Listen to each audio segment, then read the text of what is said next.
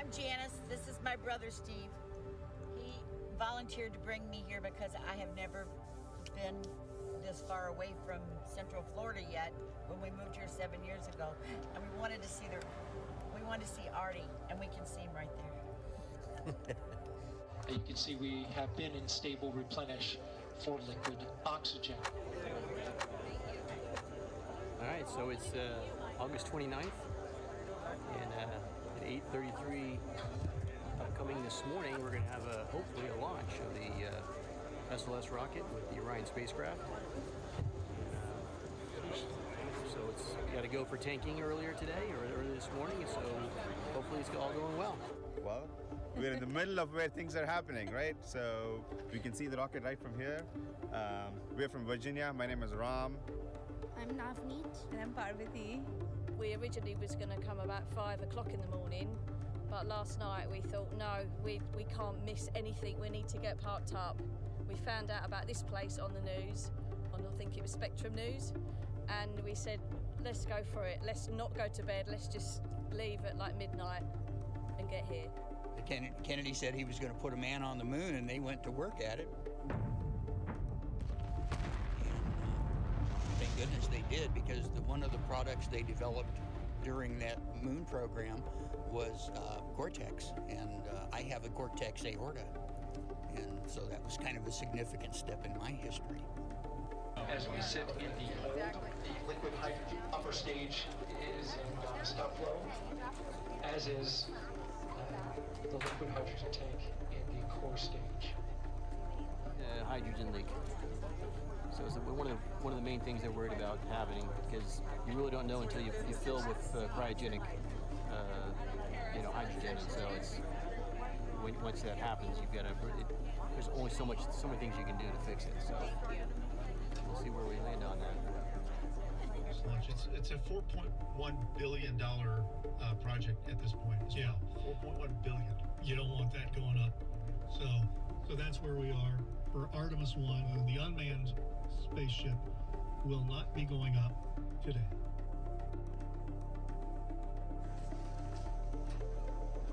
So we are here at the second attempt at a launch. Right there behind me is a platform out of focus. Let me rack it for you. There it is back there. That's it. There's not very often you get a once-in-a-lifetime experience that you can relate for years and years and years, and this is one of those. I was at the Space Center for 23 years during the shuttle program. And liftoff of Space Shuttle Atlantis on a mission to build, resupply, and to do research on the International Space Station. And I tell people about it now who were younger and didn't get an opportunity to view some of that, and they're awed at what those experiences were. So I would imagine that this would be the same thing in 15 to 20 years. He'll be telling his kids about it. Well, my father had always loved looking at the stars, and he passed away just prior to the first launch. But he loved looking at the stars, believed in everything that we were going to be doing with the space program. So he was really my inspiration. This is Artemis Launch Control. Launch Director Charlie Blackwell Thompson just called a scrub. The team now going into the cutoff procedure after being unable to resolve a hydrogen leak. So we used to learn through failure. Yeah. Now it's test, test, test. You don't fail. Yeah. You don't launch and hope for the best, and you're not learning through failure. You're trying to get everything perfect before. I think it's our third time out here waiting for this to launch. And we've tried a number of times. We've had some issues to get here, but including hurricanes, but we're getting there. They reported that they had an issue to the NASA test director with their radar sight. Later found out that that was actually a bad Ethernet switch. The range reported that they will swap out that bad switch, and they're currently working on that. My dad, God bless him, yeah, he would have just been blown away. Where's he at? He's not with us anymore. He passed 6 years ago, but yeah, I've got. Do you know what though? I've got my lovely family, so I'm happy. Yeah, my father, Mel Honeycutt. He was came to Florida to work the space program in about '61, and he supported the Mercury program. At 2:19 a.m., to provide maximum daylight for search and recovery, the first Mercury rocket-boosted flight test vehicle was launched.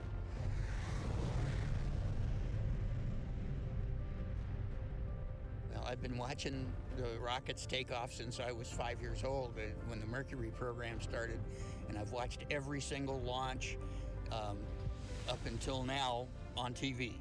So this one, I figure this is the biggest. I'm going to come and see it. On behalf of all the men and women across our great nation who have worked to bring this hardware together to make this day possible, and for the Artemis generation, this is for you. At this time, I give you a go to resume count and launch Artemis 1.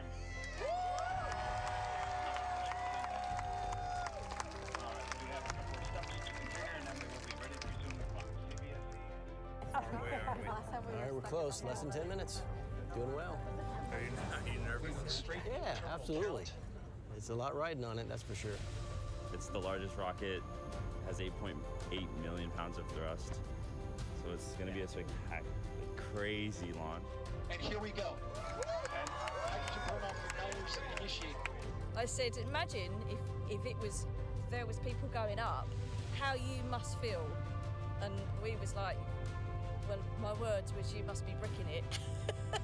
7, 6, 5, 4-stage engine start. Chucky, it was news, it was wonderful, but here it's like, yeah. wow. If you live in Florida or in Florida and you don't witness one of these, you're great. You're missing out. I mean, it's just it's that cool. You never thought it would be, but it brings the kid out in you again. 3, 2, 1. Boosters ignition.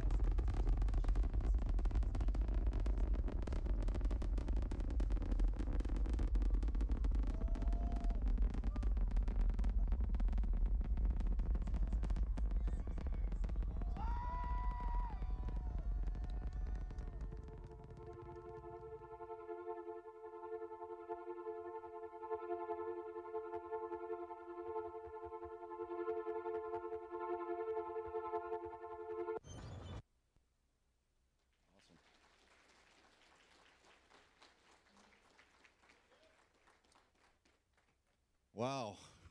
What a way to kick off this exciting day in the life of your chamber. Good afternoon. I'm Corey Skates, Vice President of Community Development at the Cocoa Beach Regional Chamber of Commerce, and welcome to our first ever State of Space. Yeah, you can applaud for that. We do understand that some people just recently came in. Please help yourself to food in the back. You're only going to be missing me talk and do introductions, so please help yourself to some food and enjoy yourself. A special thank you to Barry Walton of Endless Media for a look at the life of a launch chaser.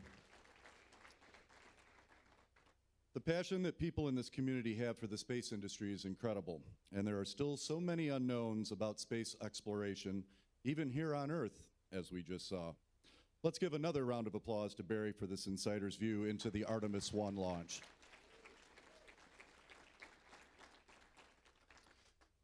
Just a little insight into me. When I was originally in discussions for the position at the Cocoa Beach Chamber, in addition to the great benefits of working in this fantastic community, our CEO, Jimmy Lane, said to me, and you'll get to get an opportunity to be involved in space initiatives.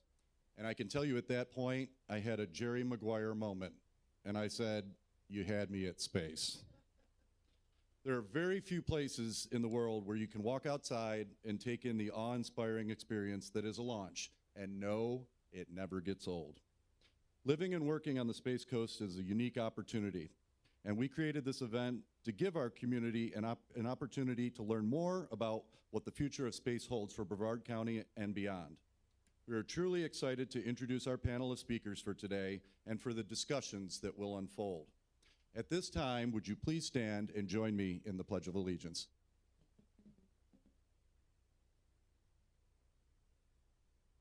I pledge allegiance to the flag of the United States, to the republic that stands, one nation, God, indivisible, liberty, and justice for all. Thank you. Please be seated. I'd like to take this time to thank our sponsors for making this event possible. Their passion for the space industry is apparent, and we couldn't have hosted this event without their support. Thank you to our platinum sponsors, Florida Institute of Technology, and we're thrilled to have Interim President Bob King with us today as a representative of Florida's STEM University. Paradise Signs and Graphics. Thank you for joining us. And our friends at Parish Healthcare. Thank you very much for being platinum sponsors of this inaugural event. Our stage sponsor today is Weedman Construction and Roofing. Thank you to Johnny and the team. Our recap video sponsor is Community Credit Union. Thank you very much. Our lunch sponsor is Hampton Manor of Merritt Island. Our intro video sponsor and producer is Endless Media.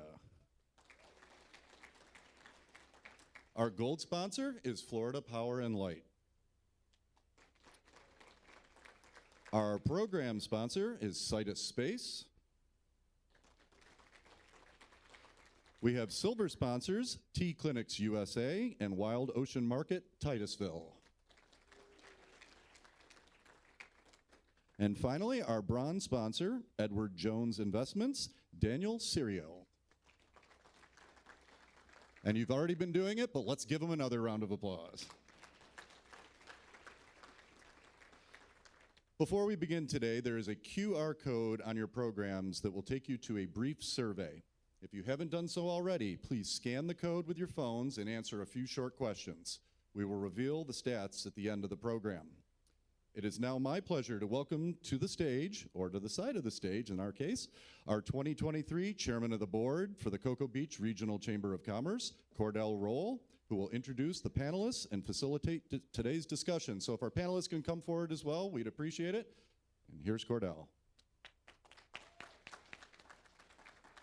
Thank you so much, Corey. Thank you all. Thank you all for showing up today. I want to start off by thanking our amazing staff for putting this together. Just come on out. Watch your step, gentlemen. Thank you. Well, you don't have to wear the name tag.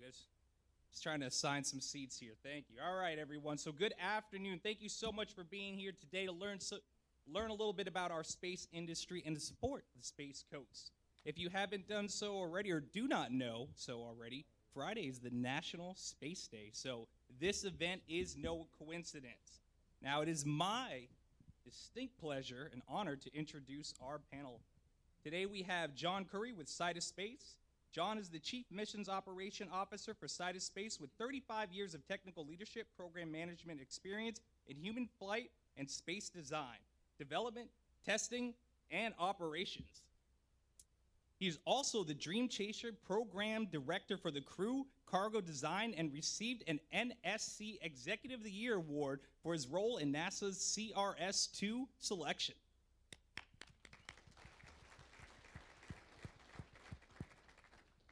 We also have Tom Engler with Kennedy Space Center.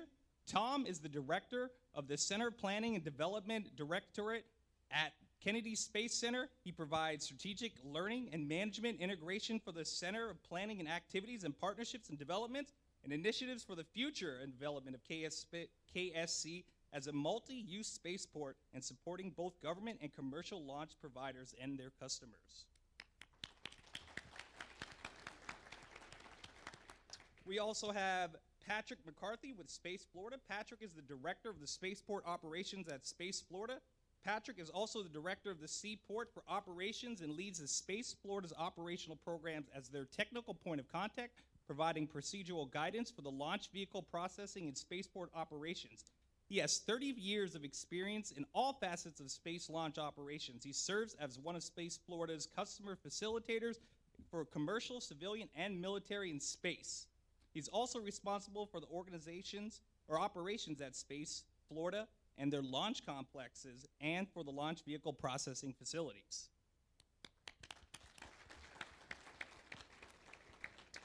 We also have Bruce Melnick, a veteran astronaut and retired vice president of the Boeing Company. Bruce is the former vice president of the Boeing Company for Florida operations located here on the east coast of Florida, services provided by Boeing in Florida, including engineering, facilitating, and maintenance support for NASA and for the defense industries.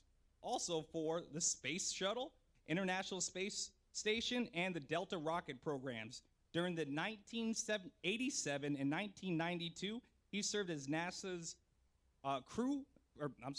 NASA's crew and flight and mission specialist for Discovery STS-41. In 1990, he was the first flight of Endeavour on STS-94, and in 1992, he logged more than 300 hours in space.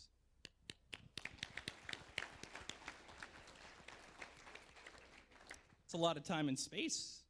I'm gonna check those bones. All right, everyone. So I'd like to, again, one more round of applause for our incredible industry experts here.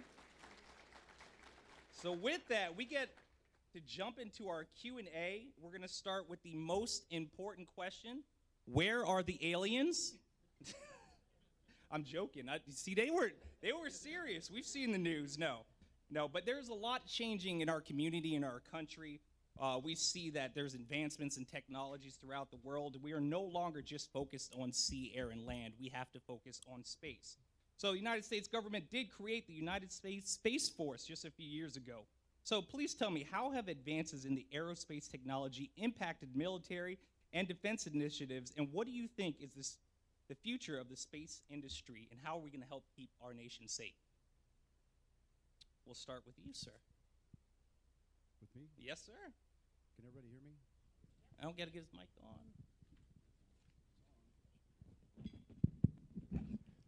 Okay, let's see. I started at NASA in 1987, right after the Challenger accident, so big changes from that time. You know, Bruce and I was in the flight director office there when he was an astronaut from 1998 until 2007, so 10 years of the construction of the space station. Now here moving forward, and why I'm here, I moved to Brevard County 3 years ago because this is where the action is. This is where everything happens. Just like you saw the Artemis launch a minute ago, this is the mecca of manned spaceflight. Human spaceflight, commercial spaceflight, now on the military side, which is what you asked me the question about. In terms of what the Space Defense Agency, as an example, for us now that I'm working on satellites and building satellites for Sidus Space, there's a huge shift going on there where the DoD side, NRO, SDA, all these things are now trying to take advantage of all the great work that's been done in the commercialization of space and giving us an opportunity to do that. And of course, many of you know that there's these tranche layers that are being done. As an example, where a satellite like mine, LizzieSat satellites, not mine, the company's, Sidus Space, LizzieSat, that we're putting up, this constellation, you take advantage of that and then actually, repurpose it for to protect this nation. And there's a lot going on. It's not just me, L3Harris, many other companies in the Brevard County that are doing tremendous work. So I think it's a complete game changer in terms of what it's doing to the military model. Absolutely. Thank you, sir. Tom, a little bit about yourself and the impact that the space industry is having on the military industry. So I can't really... Okay, there it is. Can't really speak to the military industry side of things, but for NASA, it's been a significant game changer for us. In 2009-10 timeframe, we made the decision to enable and allow commercial space to really allow, get our astronauts to low Earth orbit. So the Commercial Crew Program was formed, and has been incredibly successful, as you've seen with the number of SpaceX launches with crew on it. We're getting ready to have our first Boeing launch on the CST-100 to space station with crew on it coming in the June, July timeframe. And so that has been a significant enabler for us. And then as you look at our Artemis program, the work we're doing with the commercial industry in conjunction with the Space Launch System and Artemis, as part of the Artemis program, is the key component of having boots on the moon as early as 2025. So without commercial space being as successful as it is, we would not be able to be successful with the budgets that we have and with the missions that we have. So commercial space is a key part of what we're doing on a daily basis between keeping space station alive with commercial crew and commercial cargo and the planes we have for landing on the moon. Thank you, sir. Mr. Melnick, a little bit about yourself and a little bit about the aerospace industry and the impact on the military. Well, one thing about myself, this is working.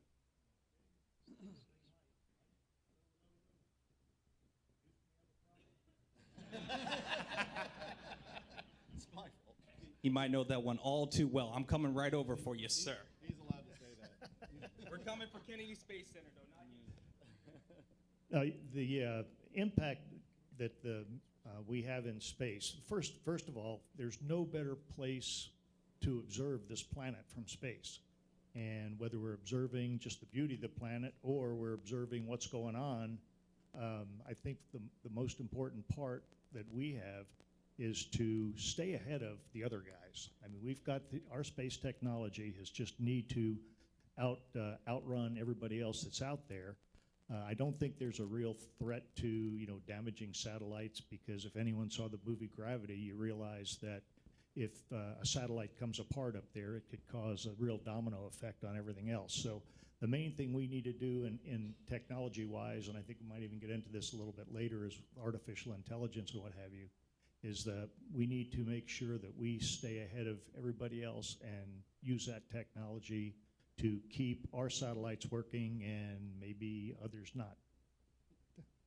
I like that one, absolutely. All right, Mr. McCarthy, a little bit about yourself and the impacts on the military industry with aerospace. Well, I grew up in Daytona Beach for the most part, so I would go out on my front porch and watch rockets launch all the time before I came to work down here, and I think that got me excited way back then, and I don't think I've ever lost that. Commercial technologies and military applications of various technologies obviously is a critical role for American defense, and I think the things that we're doing here with our partners at the Space Force and NASA and the FAA and several other organizations is to deploy those commercial technologies where they can best be used for defense purposes, not just for commercial purposes, but also for the defense of the country. So we'll see that growing in the future as more technologies are developed by private enterprise. We'll find ways to utilize those in many different ways, whether it's Earth resources or defense purposes for the United States. So we're going to see that no matter what we do, but I think it's going to be a real driver for the defense of this country. Absolutely, thank you all. One of the things that we see here on Space Coast especially is funding, government funding. Where is it coming from? Why is it important? Sometimes we watch the news and we get into situations where pundits are saying, why are we spending our money on space? Why is it important? What would you say is important for us to continue to invest in the space industry? Oh, it's absolutely critical that we fund the space program. This is the next logical step. 100 years ago, nobody was flying in airplanes other than very rich people. And now, 100 years forward, where we are today, this is a burgeoning economy. We are actually going, it's our nature to explore. We're going to go to the moon. We're going to have a habitat on the moon. We're going to colonize the moon. That's going to happen. We need the funding from the government to help make that happen. 50 years ago, a little over 50 years ago, as you all know, it was the last time anybody set foot on the moon was December 1972, because we had the rocket, but we didn't have the infrastructure. We didn't have the ability to actually make it happen on a continuing basis. That's all changed now. NASA has put up a great plan to actually, build a path to the moon and Mars and beyond. And we need to fund that, because exploration is critical to our success. This is the only planet that we have. And we need to actually start moving heavy industry off the planet and other things like that that helps the environment, helps each of us survive. So I think it's absolutely essential to our success, and they need to quadruple whatever they're paying them right now, actually, if I had a say in it. It's crazy how much we spend on NASA compared to where we were, 50 years ago. It's a travesty, frankly. Absolutely. It's a travesty. People don't understand. Yeah, just kind of a comparison. Back in the day, it was 4% of the national budget. We're somewhere under 0.5% right now, but we're doing great things with the money we're getting. So, and I'm probably going to slaughter this, and I'm probably going to misattribute it. But back in the day, von Braun was asked about why are we spending all this money in space, and he said, we're spending nothing in space. We're spending it all here in the United States.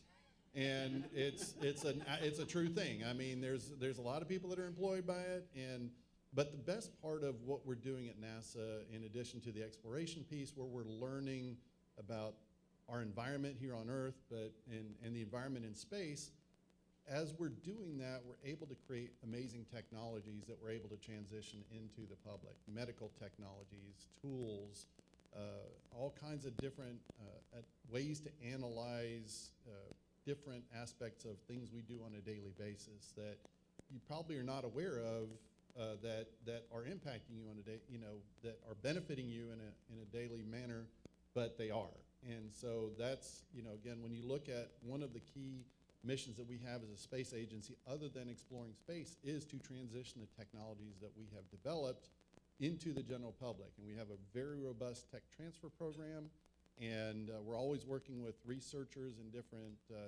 universities. I'm looking here at the Florida Tech table. We have a Space Act agreement with Florida Tech. By the way, I'm a proud Florida Tech alum, so I just want to point that out as well. But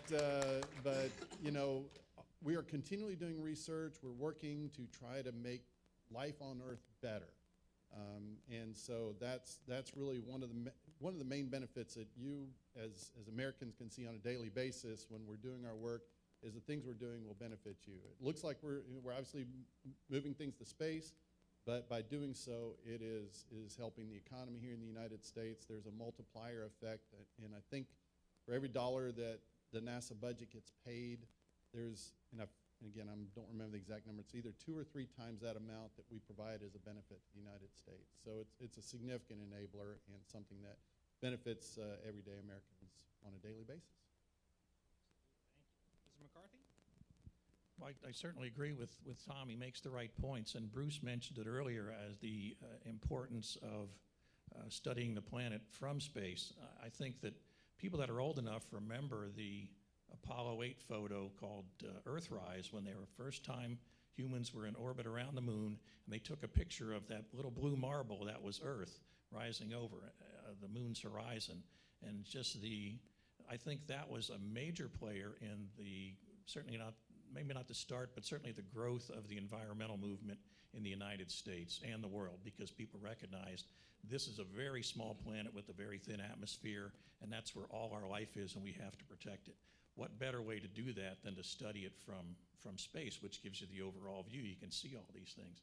There are so many different technologies and uses that we pull out of space now, aside from GPS satellites provided free of charge by your United States Space Force, by the way. But the farming industry and the fishery industries have been completely revolutionized by space surveillance and space sensing. We're able to send satellites up that can monitor illegal and unregulated fishing, and you can find the boats that turn off their transponders, and nobody knows that they're out there in a big fleet of unregulated fishing boats that are stealing somebody's fish from perhaps a country's own property or their own ocean space. So that kind of thing. makes it an important step for us to continue to do those things and to help the agricultural industry utilize space sensing to understand, right down to the individual field level, how their plants are growing. And to jump on Tom's pile on his statement about enabling, if you look at the government should be doing the development, the exploration, and that should flow out into utilization. And just look at an example right now where we have commercial enterprises taking our astronauts to the International Space Station. It was the government that developed the rocket engines, the technology to get to space to make it almost a routine event, and now we've handed that mission off to the SpaceX and hopefully eventually Boeing and Blue Origin and the rest of them, to where it's a commercial enterprise now. We've done the same thing with the Coast Guard, just going back to my Coast Guard background.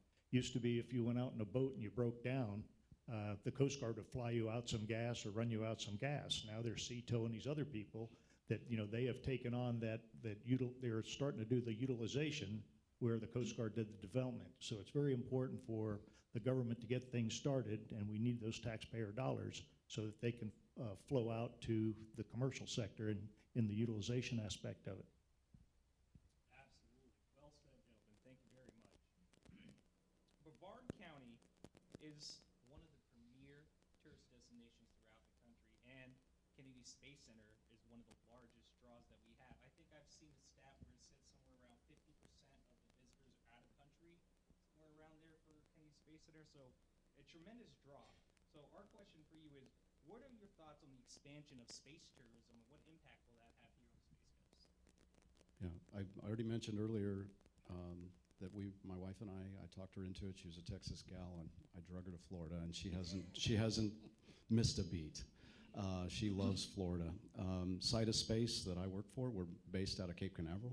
These satellites, LizzieSat satellites that we're starting launching later this year, are built, tested, and contracted with SpaceX to launch out of LC-40 here on the Space Coast, so, as an example.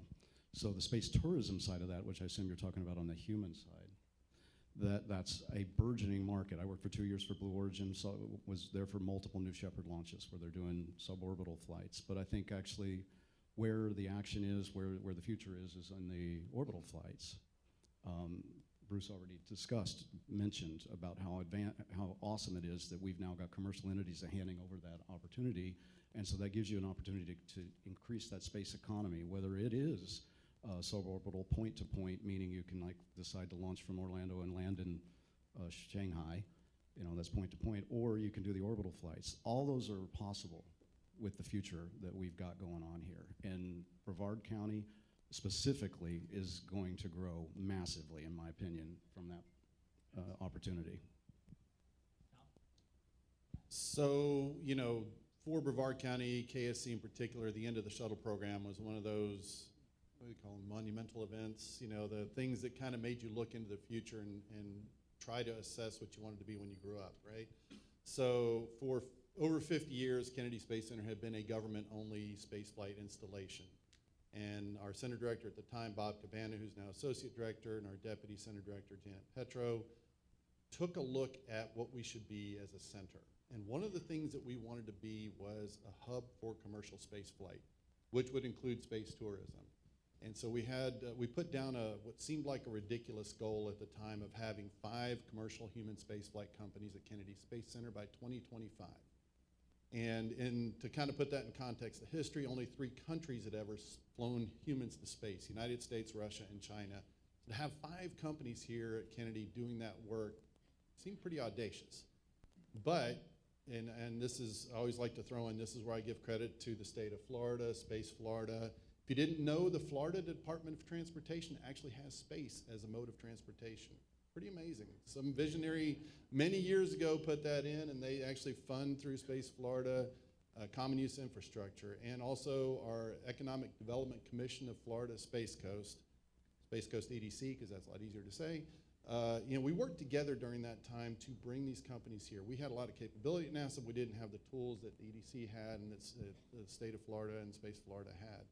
So I'm making a long story even longer by saying that since we embarked on an initiative, we now have Blue Origin, SpaceX, Boeing, and Lockheed Martin doing human spaceflight activities here at Kennedy Space Center.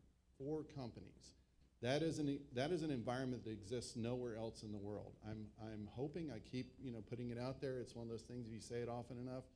Sierra Space, who is coming to locate here as well, and it will be flying out of Launch Complex 40, has long-term plans to fly humans to space, so knock on wood. They'll be our 5th.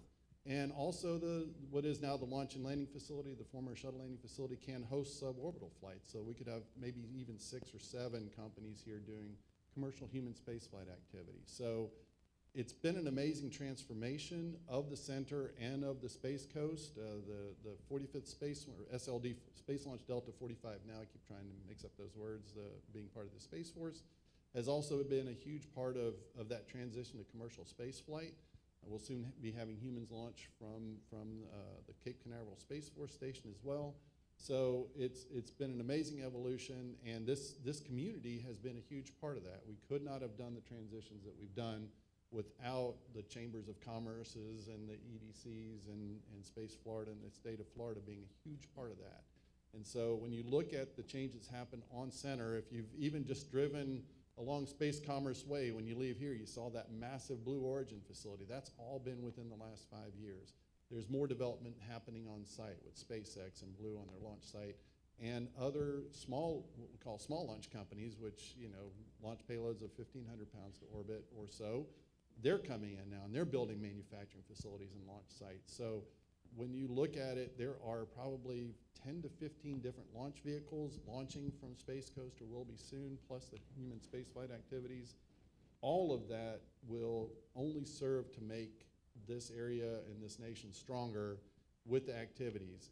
And that was the goal that was laid out by, again, our center management at the time, and again, with the help of a lot of folks in this room have made it a reality. So it's been pretty exciting. And again, when you look at what's happening out there, see those launches, again, you should all take pride as being Brevard County residents that in some way, shape, or form, you all had a part of it. Well, thanks, Tom, for the Space Florida plug. You took most of my selling points there, my marketing points. But that's fine, because we work together with KSC and the Space Force so well. I think in the next 10 years, we're going to see commercial space stations. I mean, the International Space Station is going to stand down towards the end of the decade, but we are going to see commercial space stations in orbit, and they're going to be a big player in the space tourism world. I mean, aside from the research into, say, pharmaceuticals or materials that you can do on one of these stations, I think we're going to see a lot of, yes, rich individuals that are going to want to go into space, and eventually, as John mentioned, with the commercial aviation industry, eventually it becomes available to all. I mean, the prices are going to come down, and somebody like me, when I'm retired and really old, I'll be able to hopefully go up into space and be weightless and not have to worry about my mass. But I think we're going to see that in the next within the next decade. So this is the place to do it. Space Florida is working very closely with many companies to entice them to come here, and they want to come here. This is the first place they ask about. It's like, do you have space for our manufacturing facility on the Space Coast? Because there's that cachet of, hey, I launched from Kennedy Space Center, or I launched from Cape Canaveral. The history behind the Cape Canaveral spaceport is so long and storied that the people want to come here and fly. So we're going to see orbital and suborbital space tourism come to this area because people want to say, I flew from the Cape. It may be a stretch, but I've always thought, shouldn't say always thought, but ever since I've flown in space, I've thought that space tourism could be a thing that can unite this planet, believe it or not. You take William Shatner. Everybody remember when he flew up on the New Shepard? He got it. Everybody else goes up there and plays and floats around, and William Shatner looked out the window and got a tear in his eye and talked about the black vacuum and death and the beautiful planet below. Well, after orbiting the Earth 207 times, when you look down at this planet, and you can see a hurricane. You can see the burning of the tropical rainforest. You can see where Mount Pinatubo. You can see the burning of the oil fields back when I flew. You know, all those things are very destructive and damaging on the planet. But if you're an alien, you're asking where the aliens are. If you're an alien and you see this planet for the first time, you say, wow, what a wonderful place that must be. Because every one of those damaging things, like a hurricane, is just beautiful. The burning of the rainforest changes the sunrises and the sunsets. The sprawling out of the lava flows from a volcano. They're all just magnificently beautiful from space. So, like Shatner, if we get more people up there and you look back at the planet and you say, how can anything down there be going wrong? It's got to be a wonderful place, and I can't imagine people aren't getting together, getting along down there. So the more people that we send up to space as space tourists, the better our planet's going to be. Look even in today's environment where, you know, things are going, we have some turmoil going on between here and over in Europe. But our space people, our people up on space station, they're still united up there. So I think the more people we can fly in space, the better this planet's going to be. Amen to that. That gives us some perspective to think about. I really appreciate that. Now, this is not a plug, but let's talk a little bit about Space Florida. Their vision states that the future is a place where Florida is leading the global and interplanetary center for sustainable aerospace commerce. And you know, we love commerce around here. So, what do you think that the state of Florida and our leaders in Washington need to do to make sure that they continue to invest in Florida's aerospace economy? So I can speak to this pretty well. I think the two gentlemen to my left are probably going to do it even better. But because Site of Space is based in Brevard, and we have had an opportunity multiple times to be part of the French delegation, the Spanish delegation, the Israeli delegation, to where they have brought folks in to talk about all the opportunities that there are in Florida. And it wasn't just about what we were doing in Brevard, but it was all Florida, and Space Florida was a big part of that. And so brought us together, and obviously, Lizzie said, because we can actually fly multiple sensors to do good things. You were talking about the fishing industry earlier, and you know, we fly those sensors to where you can actually check and see if somebody's turned off their AIS sensor and isn't reporting back, and maybe do something about it. So those kind of things, when you talk to each of these, it's not just the United States, it's global. And so what the Washington can do to help us is continue to nurture and foster that kind of relationship where we can actually work within the United States, the state of Florida, the entire United States, and then also all the nations that are helping us do many things. You know, this International Space Station, I spent a lot of time being a big part of that construction project. £1 million of hardware in space, 17 plus nations come together to support a common goal. And what's going on the politics below them, Bruce said this well, is you're immune to that. Because people are people. I lived in Russia for 2 years. They're wonderful people. They know what they're doing, and so we did a great job with that space station, and it's a diverse group of people. As you know, the many, many astronauts that have flown are from multiple nations, so Space Florida's been an enabler of that, and I'm a big fan. So I'm going to go a little more basic here. One of the things that has enabled the commercial space industry here is something less sexy called infrastructure.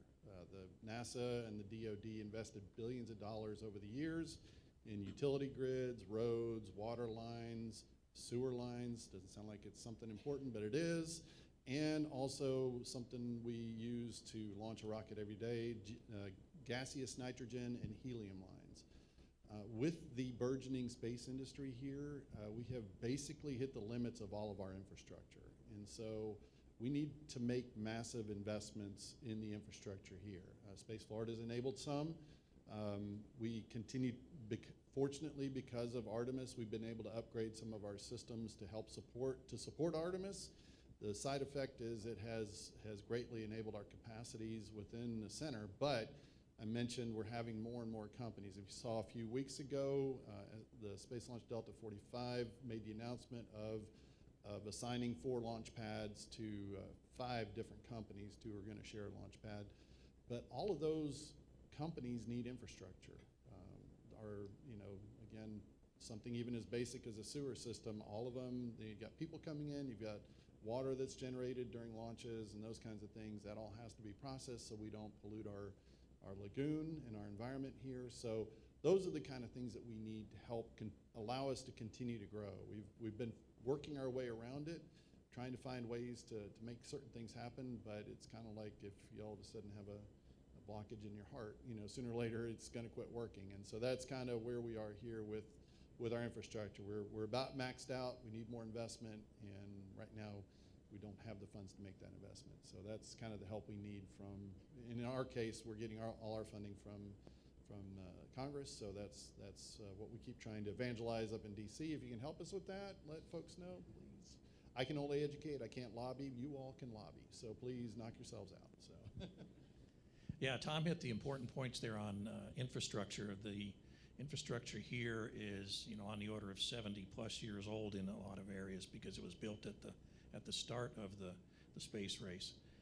Space Florida and the Florida Department of Transportation do find monies for what we call common use infrastructure, and that's something that any of the companies out here could use, like Tom mentioned, water, sewer, power, wastewater. Those are the kinds of things that you know, we can help using Florida DOT monies to reinvigorate and rebuild a lot of the infrastructure here so that we can support more customers in the future. With the Delta's designation of these 4 launch pads for 4 brand new launch companies that don't have a presence here yet, they're going to need the infrastructure to support their launch pads. So the work that we're doing to help deploy Florida DOT money is hopefully going to give these companies a leg up when they show up. They don't have to build their own helium pipeline or their own water plant in order to service their launch pad. They can just tie into the common use infrastructure that the state has invested in. And yes, we lobby Congress, obviously, but we've been very supported by the state legislature and the governor and lieutenant governor to take these funds and deploy them around, not just in Brevard County, but also around the state for some of the other spaceport territories that the legislature has designated. But the whole idea of common use infrastructure is going to be that rising tide that raises all boats. Let me jump back in real quick. I'm sorry, Bruce. One thing, and we're always looking for creative solutions as well. So probably the premier example of a creative solution that we have actually working right now is the Indian River Bridge. If you've been through there, you know it's a nightmare at the moment, but it is going to result in an amazing high-span bridge that has been designed to allow payloads to come across from Titusville and to support the traffic going in and out of the center. And that was a partnership with the state of Florida, FDOT, Space Florida, and we found a way to utilize a grant from the Federal Highway Administration to make that happen. So again, we're always looking for creative ways to do things, but again, we are limited in what we can do. But you know, again, the partnerships that we have here and what we're doing is what is enabling the growth that we've had out in the industry. Sorry. I can't speak much to how we can bring more funds here, but I will talk about, you know, one of the benefits that we really have here, and that's our geography. I mean, if you look at the whole United States, where we are at the Kennedy Space Center or Cape Canaveral, what you want to be is as close to the equator as you can, because right now you're traveling at about 900 miles an hour. I don't know if you realize that, but when the Earth is rotating, you're traveling about 900 miles an hour. It's probably closer to 1,000 miles an hour to the east if you're at the equator. So as soon as the rocket takes off, it takes advantage of that 900 miles an hour going east. That's why you'll see most of our launches going due east. And the closer to the equator you can get, the less energy it takes to get to orbit. Also, you want to launch over an uninhabited area just in case something doesn't go right, you have a bad day. So when you look at anywhere else in the United States, Florida's really got a leg up, to use your term. Absolutely, thank you. A quick shameless plug for the chamber. If you are ever interested in getting part of one of our advocacy trips, let the staff know, because we do go up to Tallahassee. We advocate for Space Florida and all of our industries here. All right, moving into state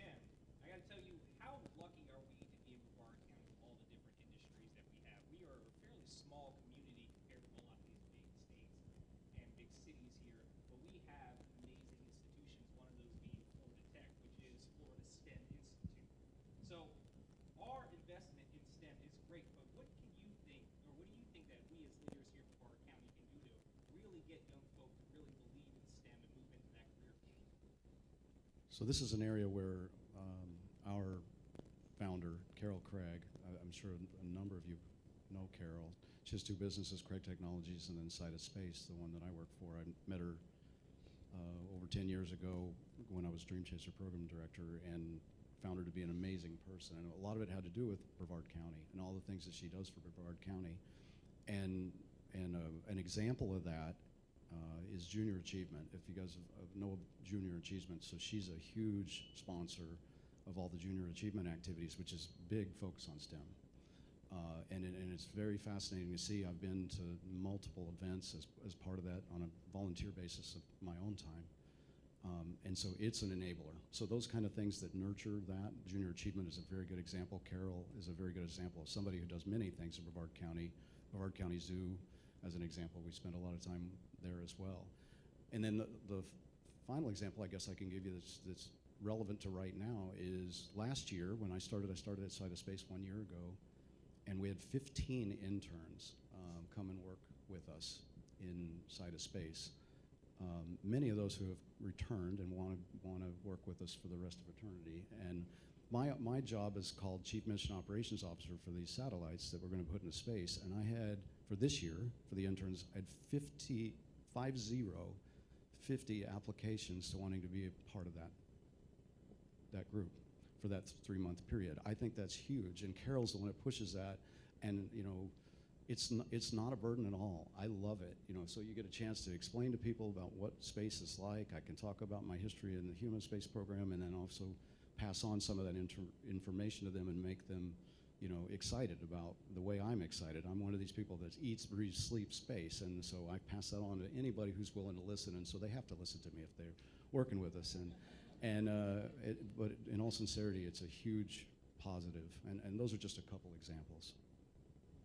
So from a NASA perspective, one of our key outreach efforts is in the STEM area. We have a lot of activities working with universities, schools, elementary grade, the primary schools, K through 12, and trying to find ways to inspire students to look at STEM and use that, use the inspiration of the NASA mission, the space mission to have them look at STEM as a way to go in. The other thing we like to tell students, it's not just engineering. So if you're not really gifted at engineering, not everybody is, there's other ways you can help. A technician workforce, you can be a budget analyst, we even have outreach folks, and then of course we have education folks as well that work with students and work with teachers to help bring that message out there of STEM and why it's important for space and what we do. So if you're ever interested, there's a whole NASA website on STEM and the type of outreach you can do, projects you can do with students, rocket type activities, simulating launches and those kinds of things. So it's a pretty neat set of activities that we have for the students, and the goal, of course, is to inspire students to want to work in the space program and learn the tools that they need to be able to support whatever aspect it is of that. And another thing that was going on over the last 10, 12 years is, again, I'd probably jump a little bit on Patrick's message here, but the EDC, Linda Weatherman started working with the local universities for, that technician type training, because that's one of the major needs we have. In addition to the engineers, the folks that actually put the launch vehicles together, the technician workforce. There's a huge training effort with Eastern Florida State College and then of course the universities with the engineering type disciplines and other disciplines. So again, we're working with that and trying to help inspire in whatever way we can. Well, if you want to see how to get students interested or see how much space excites them, when you leave here, just walk outside and walk around the visitor complex a little bit and look at the kids, look at their faces, see how enthusiastic and excited they are. They're dragging their parents behind them. Hey, Mom, look at this. Dad, look at that.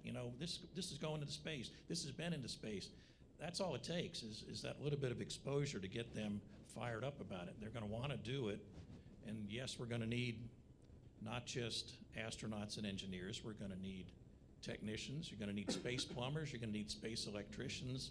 You know, I started off as with the management degree and did a tech writing stint, and eventually became, for some reason, I got into technical stuff, mostly because I listened to engineers and kept my mouth shut and learned a few things. But, you know, I was always excited about space because of where I grew up. But when you bring kids here and they get to see what goes on, that really fires them up, and they're going to want to follow a STEM path to be in their future. Every year, the National Space Club here in the area brings every 6th grader in Brevard County to the visitor complex. And when you see those kids, you know, and when they leave here, you know, you've got, and I don't know how many are in the county, you know, it's a couple 10,000s or so, and they come here. 5,100 came here last year. 5,100, and they love it. And that's the kind of thing that, you know, we need to do to keep the young folks interested and enthusiastic about space. Well, you kind of stole some of my thunder too, but that's okay. It's tough going last up here, you know. But anyway, during my introduction, we ended with my stint at Boeing, but I actually was really good at retirement for 13 years, and then about 3 years ago, I came back to the Kennedy Space Center Visitor Complex, and I'm currently, but just for a short time, now I am the Director of Astronaut Programs here. And soon to be relieved by Winston Scott, who one of FIT is well known to him there. But anyway, we just mentioned the Destination Space, which is the program that brings all the 6th graders in Brevard here. And we also have an educators' night out here, where all the school teachers are invited to come out here for an evening in the complex. So Brevard's doing a lot. We can always do more, but I'll tell you, that's one of the fun things about being out here is just seeing a smile on these kids' face. And it's not make-believe. It's not Mickey Mouse. All this stuff is real. Outstanding. I love the plugs for the nonprofits real quick. I am a member of JA and the Schools Foundation that does Explore Space every year. So another way you guys can get involved. We have a beautiful community here. We are running a little tight on time, so I'm going to pick kind of a fun question. I think a lot of us have heard a lot in the news lately about artificial intelligence and how none of us are going to be working by summer. I know I'm a developer, and I'm like, they're going to have to replace us all. So what role is AI going to play in the space industry? Okay, so I can go pragmatic on you. Our first mission that is launching in October out here out of LC-40, it's got a NASA payload on it from NASA Stennis that's artificial intelligence, and what it's doing is machine learning, so it's going to flight follow LizzieSat as we, you know, rotate, maneuver, do whatever it is that we need to do, take pictures, and then checks health and status of the system, and then, you know, takes all that stuff and runs it through algorithms that then make it better. The reason for that, the reason they're doing it, is, and Tom's going to be able to explain this way better than me, but just from a NASA perspective, why they're doing that is when you get to deep space, there's nobody going to be there to be able to fix it. I don't have Bruce to go get out in his spacesuit and like make it better. So you have to actually make it better through the artificial intelligence type realm. And so if you got a reaction wheel, for example, one of 4 that's not working as well, how do you offload that one and actually extend the life of the satellite? Because we got a 5 to 7 year life as an example. So we're flying that payload. This is open source to everybody. We're flying, it's called Astra project, and it's from NASA Stennis. It's a payload that we're flying inside LizzieSat here, and so that's an example, tangible example of how it then applies to deep space when you get to the Gateway, deep space retrograde orbits, and onto Mars. Really can't add much to that. If you extend that out as we do deep space exploration or even near Earth exploration, there's a lot of things going on all at the same time, and there's only so much a human can absorb and monitor at any given time. So the use of software, AI, allows us to do more with the same number of people. So it's a productivity enhancer. It's something that allows us to extend our missions, and will only get more sophisticated over time. Guidance of spacecraft that's actually being used on Mars by one of the Mars rovers to allow it to decide how to traverse the Mars terrain. So because you've got that multi-minute transfer of radio waves to Mars and back, by the time the human in the loop here on the ground, not really in the loop, so the spacecraft or the robot, the spacecraft, whatever it is, has to make those decisions in real time, and that's what the AI is going to, and RD is enabling. So it will only make the overall mission of exploring space more effective and get us a lot better data in the long run. Well, and I would offer to you that there are already numerous examples of autonomous spacecraft in orbit now. There are several companies that are pursuing on-orbit servicing of satellites, and they have sent up autonomous vehicles that'll go up and dock with a satellite either to refuel it or to boost it back into its proper orbit. And in the future, you're going to have those same kind of vehicles go out and service a satellite, whether it is fueling or replacing a battery or replacing a sensor. I think we're going to see that within the next few years. It's already being demonstrated. So AI is here. It's going to be more involved in the future. And like Tom says, we will see the extension of human capabilities via an autonomous or artificial intelligence spacecraft because it does allow for the expansion of human presence, even if it is remotely, for places we can't go just yet. You know, I think this recent awareness people are having about artificial intelligence, and people are afraid that, you know, it's going too fast. I think what the fear is that AI is going to become smarter than us humans, and we don't know how to react to that. So if AI does happen to become smarter than humans, I'm hoping there's one thing that I've been telling all the next generation of space explorers out there, one thing I wish they would know how to invent, and that is a better rocket propulsion system. Yeah, if AI could do that, if people don't realize, but the propulsion systems we're using in rockets today were developed by the Chinese back in the 12th century. All we're doing is controlling an explosion through a nozzle. All the stuff upstream in the nozzle, that doesn't make any difference. It's just controlling that explosion. So if we can have AI develop a propulsion system that can take us to space instead of 8.5 minutes, take 8.5 hours to get there safely, and at any point during that trajectory you say, oh, we might have a problem, let's go back home and not burn up during reentry, that's where I want to see AI go. That's exciting. That's exciting. I think we all agree we want data from Star Trek. We don't want Skynet. That's what we're all concerned about. Yep. All right, so I think we have time for one last one. And honestly, what are you most excited about for space exploration, the space industry here in Brevard County? What excites you? So it's just a wonderful time. This is a crescendo of things coming together to be able it's an explosion of industry, literally. I've mentioned this a couple times already. It's why I moved here. I lived my whole life, I guess I'm going to be known as the space shuttle, space station guy. But the moon is a thing. It's going to happen. I'm very excited about that. I want to take LizzieSats to the moon, do lunar comm relay. There's a whole infrastructure that needs to be put for there. So that's a big part of what Site of Space is, what our vision is start, learn yourselves, and prove yourselves out in LEO, and then move on to the moon. I think that's a huge opportunity that we have right now. We will see, I already said it, we will see colonies on the moon very soon. And then a move on to Mars, that's a big step. I'm a big fan of we should be spending a lot of energy on the moon and learning all the things, and then Bruce alluded to the propulsion side. There's a lot of other things that we have to deal with respect to radiation and effects on the human body before I think we move on to Mars. But that's on the roadmap. But in the next 10, 20 years, every single person in this room is going to actually have an opportunity to get into space in one way or another. Every single person. And the younger ones here may be on the moon. I'm not kidding. It's going to happen. And it's a very exciting time for anybody who is interested in becoming part of the next generation of space explorers. I think for me, seeing this evolution of commercial space along with government space, and I'm going to use the I word that you've probably heard way too much of, but innovation that comes with that.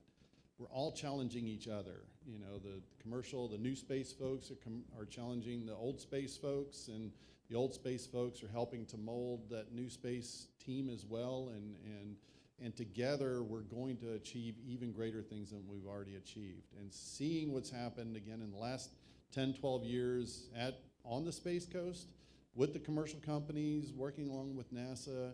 It's been just amazing. It's been inspirational. And to me, just seeing that continue between companies manufacturing satellites here, rockets being manufactured here, of course, launches here.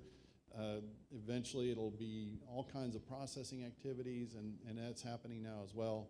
So it's just an amazing time to be here, seeing what's happening, and that's kind of fueling my fire right now. Well, I think, Space Florida is already in the middle of the reutilization and repurposing of several of the excess assets here. When the Space Force no longer needs something or NASA no longer needs a particular facility or area, I'm excited that we're able to turn that over to a commercial company and let them redevelop it and expand on it and make their business here. So that's why we're helping to welcome so many new companies to the area, is that, the geography that Bruce mentioned, there is no better place to do a lot of the things that we do here, aside, and not just launch, but let's build things all the way, the whole supply chain, building the parts that go in the satellites, building the launch vehicles, launching them from here, operating them from here, bringing back the cargoes from space that are produced at a commercial space station. This should be the place where that happens, and I think we're going to see that in the next few years. To me, it's just the excitement of how things have accelerated here since the shuttle program ended. I thought it was going to just be a real lull for quite a while, but we are just really, it's just taken off, everything that everyone said here. But do you realize we had, 57 launches from the Cape last year, and we're going to have over 80 this year? I love to see a for rocket 92. launch. Just a few years ago, we were shooting for about 40, 45, right? So we're moving up. I would like to thank personally our distinct panel here for everything you gave us today, all the knowledge all about the space industry. Again, we have Mr. John Cruz at Cyberspace, rather. And we do manufacture here, by the way. There you go. I know another quick plug, if you were at our State of the Economy, you found out how big manufacturing is here in Clark County. We are leading the nation when it comes to creating manufacturing jobs. This industry is a large part of that. So one last time for my panel here, thank you all.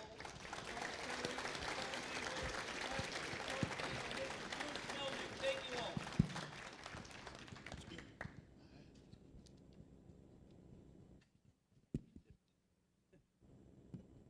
We'll give you all a second to get off the stage. Yeah, I was going to say, listening from the back, so how's that? Is that much better? All right. Well, once again, let's give our panelists another huge round of applause for the amazing information they shared with us today. And please be sure to stay after. We're going to do some photo ops. If you have any other questions for our panelists that you wanted to ask, you're just dying to find out about, what it's like to be in outer space or anything else, please stick around for that. We wanted to once again thank our sponsors, Florida Institute of Technology, Paradise Signs and Graphics, Parrish Healthcare, Weedman Construction and Roofing, Community Credit Union, Hampton Manor of Merritt Island, Endless Media, Florida Power and Light, Sidus Space, T Clinics USA, Wild Ocean Market Titusville, and Edward Jones Investments, Daniel Sirio. Let's give them a round of applause. And as promised, we have results from the survey. I think I'm just going to read these off to you. So of those that filled out the survey, 62% of you would travel to space. So I think there is promise for that space tourism industry. 82% believe in aliens. I like this audience. This is, we could have, I was going to say, we got to your question finally, Cordell. 44% are in some aspect involved with the aerospace industry currently, and 55% are interested in being a part of a space council through the chamber. So that means of the 170 here, we're looking at a pretty good number. This should be a pretty powerful council right out of the box. So stay tuned for that. We'll send out more information as we start developing that. We'd love to have your thoughts and ideas about how we can be effective as a chamber as we work towards enhancing the commercial space industry here in our community. And just a shameless plug for the chamber, and this is something incredibly important to our chamber family. We'd invite everybody to come out tonight to Cara Brewery. Hopefully you all know where that is, not far from the Cape. We're going to be raising money for one of our beloved chamber staff members, Evelyn Schleffer. She's actually going through treatment for a very aggressive and rare form of cancer. She's going to be over at Moffitt in Tampa. We're going to be there from 5 to 7 tonight at Carob, and Carob's going to be donating $1 of every pint purchased to Evelyn's fund. And the best part is, if you donate $100 or more, I see him in the back, and he's looking all cheesy back there, and we got to be careful. You have an opportunity to be entered for a drawing to shave Jimmy's head. So I asked if we could do payroll deduction on that so I could somehow get involved, because I'm sure there's a lot on the staff that would love to have that opportunity. But and the funniest thing is we've got our state conference for all the chambers across the state of Florida are coming here next week to Cocoa Beach for our state conference, and he's got to give a presentation.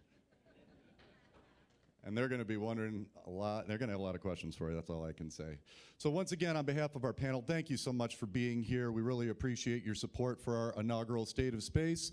We can't wait till next year to be able to do this all over again, and we hope you all have a great Chamber Week. Thank you very much.